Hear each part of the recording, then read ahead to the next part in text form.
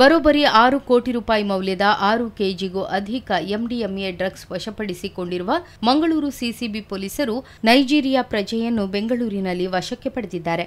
ಈ ಸಂಬಂಧ ಮಾಹಿತಿ ನೀಡಿದ police commissioner Anupam Agarwal, Mangaluru commissionerate ವ್ಯಾಪ್ತಿಯ ಇತಿಹಾಸದಲ್ಲೇ ದೊಡ್ಡ ಮೌಲ್ಯದ ಡ್ರಗ್ ದಂಧೆ ಬಯಲಿಗೆಳೆದ ಪ್ರಕರಣ ಇದಾಗಿದೆ ಎಂದರು. ಬರೋಬ್ಬರಿ 6 ಕೆಜಿಯ 6 ಕೋಟಿ ರೂಪಾಯಿ ಮೌಲ್ಯದ ಎಂಡಿಎಂಎ ಡ್ರಗ್ ವಶಕ್ಕೆ ಪಡೆಯಲಾಗಿದೆ. ವಾರದ ಹಿಂದೆ ಹೈದರ್ ಅಲಿ ಎಂಬಾತನನ್ನು ವಶಕ್ಕೆ ಪಡೆದು 15 ಗ್ರಾಂ ಎಂಡಿಎಂಎ ವಶಕ್ಕೆ ಪಡೆಯಲಾಗಿತ್ತು.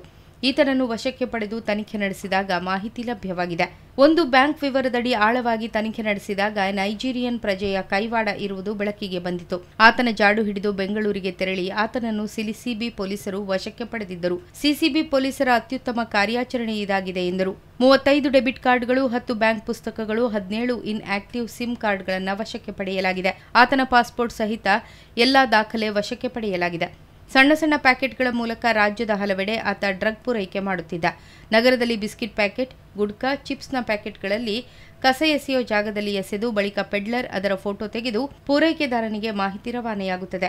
ಆ ಬಳಿಕ ಅವರು ಅಲ್ಲಿಂದ ಅದನ್ನು ತೆಗೆದುಕೊಂಡು ಗ್ರಾಹಕರಿಗೆ ಪೂರೈಕೆ ಮಾಡಲಾಗುತ್ತಿರುವುದು ಪತ್ತೆಯಾಗಿದೆ ಎಂದರು. ಹೀಗೆ ಮಂಗಳೂರಿನಲ್ಲಿ 50ಕ್ಕೂ ಅಧಿಕ ಪ್ಯಾಕೆಟ್ ವಶಕ್ಕೆ ಪಡೆಯಲಾಗಿದೆ. ಬಂಧಿತ ಆರೋಪಿಯ ವೀಸಾ ಅವಧಿ ಮುಕ್ತಾಯ ಆಗಿದೆ. ಸಿಸಿಬಿ ತಂಡಕ್ಕೆ ಡಿಜಿಪಿ 1 ಲಕ್ಷ ರೂಪಾಯಿ ಬಹುಮಾನ ಘೋಷಿಸಿದ್ದಾರೆ. ಕಮಿಷನರೇಟ್ನಿಂದ ಪ್ರತ್ಯೇಕ 1 ಲಕ್ಷ ರೂಪಾಯಿ ಬಹುಮಾನ ಘೋಷಿಸುತ್ತಿರುವುದಾಗಿ ಅನುಪಮ್ ಅಗರ್ವಾಲ್ ತಿಳಿಸಿದರು. ಫರ್ದರ್ ಅನಾಲಿಸಿಸ್ ಮಾಡುವಾಗ ಇವ್ರ ಮೇಲೆ 2023 ಕೂಡ ವಿದ್ಯಾರಣ್ಯ ಪೊಲೀಸ್ ಸ್ಟೇಷನ್ ಬೆಂಗಳೂರು ಸಿಟಿಯಲ್ಲಿ ಒಂದು ಡ್ರಗ್ ಪೆಡ್ಲಿಂಗ್ದು ಕೇಸ್ ಆಗಿತ್ತು.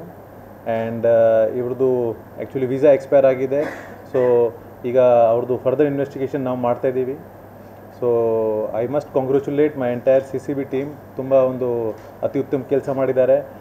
ನಾವು ಯಾವತ್ತೂ ಡ್ರಗ್ ಕೇಸಸಲ್ಲಿ we try to go to the basics. ಯಾರು ಪೆಡ್ಲರ್, ಅವ್ರಿಗೆ ಸಪ್ಲೈಯರ್ ಯಾರು, ಸೊ ಈ ದಿಕ್ಕದಲ್ಲಿ ತುಂಬ ಚೆನ್ನಾಗಿ ಕೆಲಸ ಮಾಡಿದ್ದಾರೆ. ಇನ್ನೂ ಕೆಲವು ಹೆಸರುಗಳು ನಮಗೆ ಗೊತ್ತಾಗಿದೆ. ಅದರದ್ದು ಇನ್ವೆಸ್ಟಿಗೇಷನ್ ಕೂಡ ಈಗ ನಾವು ಕಂಟಿನ್ಯೂ ಮಾಡ್ತೀವಿ.